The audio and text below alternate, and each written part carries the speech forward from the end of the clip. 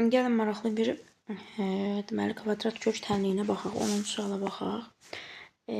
Burada nə etmək lazımdır? Hər tərəfi kvadrata yüksəldirəm ki, kök getsin. Qalır 4 minus x vurulsun. X kvadratı minus 12 bərabərdir. Digər tərəfi kvadrata yüksəldirəm.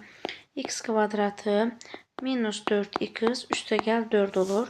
Kökü tək saxlamağa çalışın həmişə. İrasional tənliklərin ən yaxşı deməli üsuludur ki, kökü tək saxlayanda istənilən misalın həlli alınır. Deməli 4-ü digər tərəfə keçirəndə 4-lər islah olur. X kvadratı minus 4x alınır. Sonra hər tərəfi mənfi x-ə bölə bilərəm. O zaman qalır kök altında x kvadratı minus 12 bərabərdir.